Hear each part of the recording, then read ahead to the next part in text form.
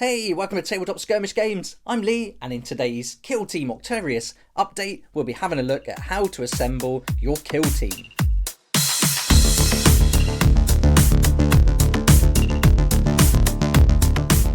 So far we've seen range combat rules, close combat rules, activations and data cards, but today's the big one. We're going to see how to assemble your kill team and look at putting together a roster. Okay, let's get straight into it, and here we are at the Warhammer Community site, and today's date, the 22nd of July, sees the latest update for the new Kill Team Octarius, and it tells us that new Kill Team replaces points with a fast, finely balanced list building system. So this sounds really interesting, and in the rest of this video we'll go through the whole article together so we can get right up to date with all these new rules and changes to the new Kill Team game. So let's scroll down here. And so it tells us that today is going to be the big one, and we're going to see exactly how to assemble our kill team. So it tells us in the article that points are officially a thing of the past in kill team. Balance, on the other hand, most certainly is not, because while you're no longer using raw numbers to buy operatives into your list, the designers have effectively baked your operatives' points values into the way you pick your rosters, and apparently there's an algorithm to make sure that all works really smoothly. So this sounds cool, so we don't have to worry about adding up points. We literally just build it, choosing the different kinds of operatives we want. So let's keep going and find out a little bit more about this.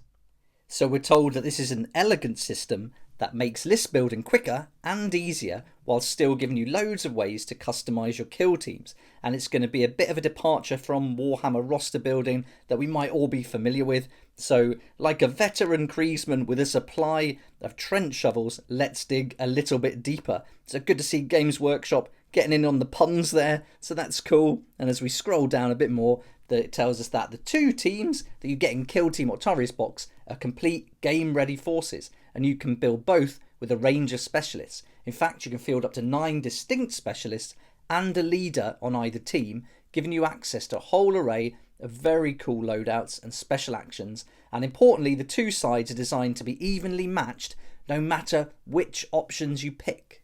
Nice. Okay, so here we're going to get the list of the different operatives we can have for the orcs, and so it's nice to see getting some information about the orcs now. We've seen a lot about the Death Corps of Krieg over the past few weeks with those updated articles, but now we're getting to actually see some orcs. So here we go. So we can choose one commando knob operative selected from the following list. So he can be equipped with a slugger and big chopper, or you can equip him with a slugger and a power claw. So you just got two options for your commando knob, and you can only pick one of those.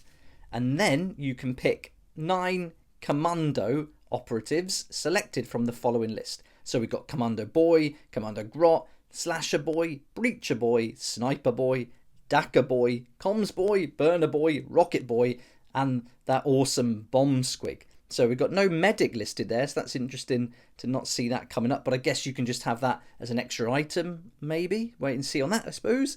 And then at the bottom it says Commando Boy operatives can be selected up to 9 times, and each other option above can only be selected once. So we can go with the Commando knob and then all Commando Boys if we wanted to, but if we want to include these other specialist operatives, then we may only pick one of these other ones. So we can only have one Bomb Squig, for example, or one Sniper Boy. So there we go. So that's a good look at the operatives available for the Orc Commando. So I'm loving this. Looks really great. But I'd like to find out more and see if there is going to be medic packs available as items. So we'll wait and see on that one.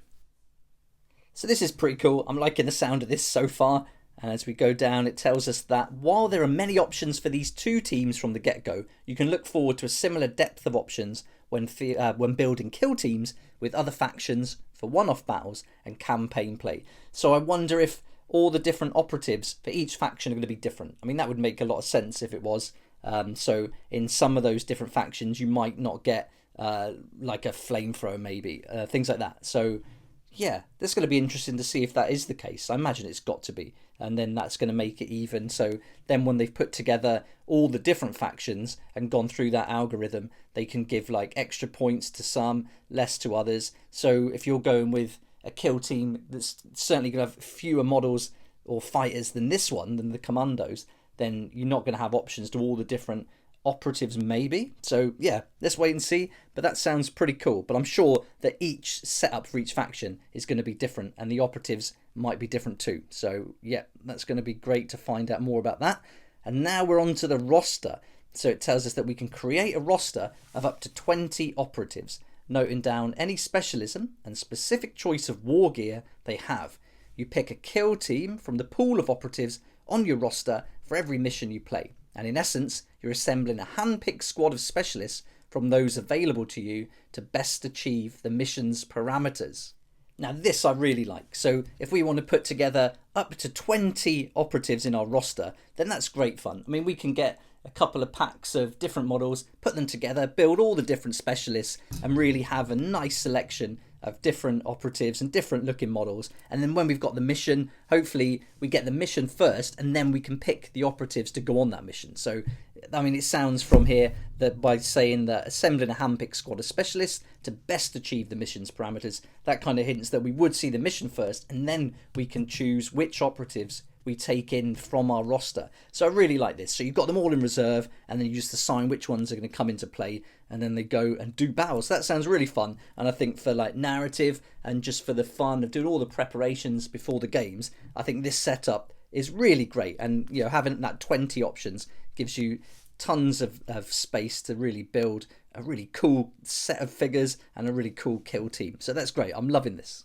So there we are. So that's the look at the roster and how to choose the operatives. So it is really simple. I mean, you literally pick which operatives you want to take into battle from your roster there. It couldn't be much easier than that, really. So nice and simple, but loads of options for narrative play. Okay, now going on a little bit more, we're getting a bit more information here, and it says, depending on your faction, kill teams need to be divided into 1 or 2 specialized groups called fire teams. And some factions can deploy 2 fire teams in a single mission, while others hit the drop zone with just 1. An Astra Militarum kill team, for example, can bring 2 fire teams, and then they're going to get a numerical advantage over an Adeptus Astartes team, but because they can only field 1. That's going to mean that they'll have more tools for every job and in more combinations. So if you like to have lots of operatives on the battlefield at once, then going for Imperial Guard is going to be good. But if you want a crack team with fewer operatives, then going for something like an Adeptus Astartes kill team is going to be more for you. But here we can see that breakdown here for the Imperial Guard, showing us the kill team consisting of 2 fire teams, which we'd select from the following list.